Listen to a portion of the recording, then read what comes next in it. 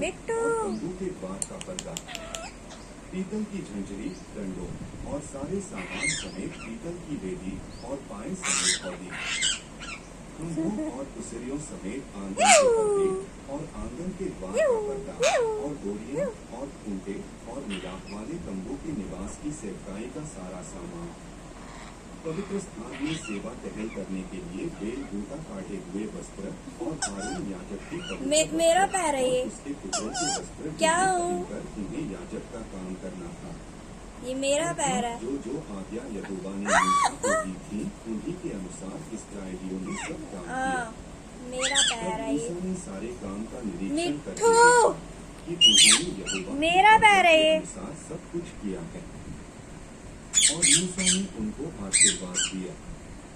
फिर यहोवा ने मूसा से कहा, इधर आ, के पहले दिन को तू मिलाप वाले इधर आ, तंबू के इधर आ। निवास को खड़ा करा देना। और उसने साक्षी पत्र के संदूक को रखकर बीच वाले पर्दे की ओपनी करा देना और मेज को भीतर ले जाकर जो कुछ उस पर सजाना है उसे सजवा देना।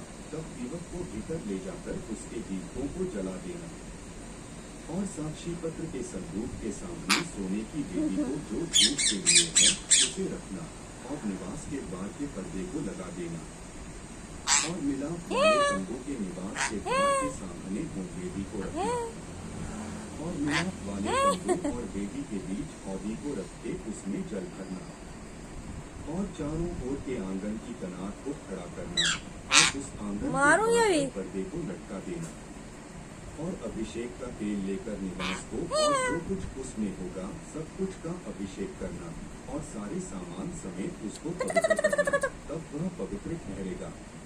और सब सामान समेत होमवेदी का अभिषेक करके उसको पवित्र करना, तब वह परमपवित्र ठहरेगी।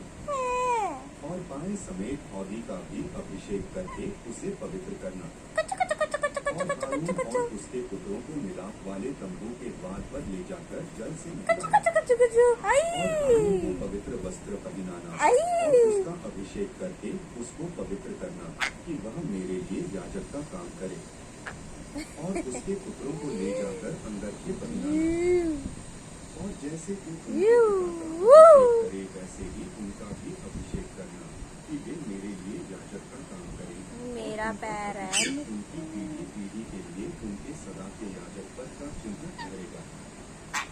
जो आज्ञा यहोवा ने उसको दी थी उसी के अनुसार किया और दूसरे बरस के पहले महीने के पहले दिन को निवास खड़ा किया गया और मूसा ने निवास को खड़ा करवाया और उसकी कुसरियां धर उसके तख्ते लगाकर उनमें बेंडे डाले और उसके खंभों को खड़ा किया और उसने निवास के ऊपर तंबू को फैलाया और तंबू के ऊपर उसने टोपी को लगाया।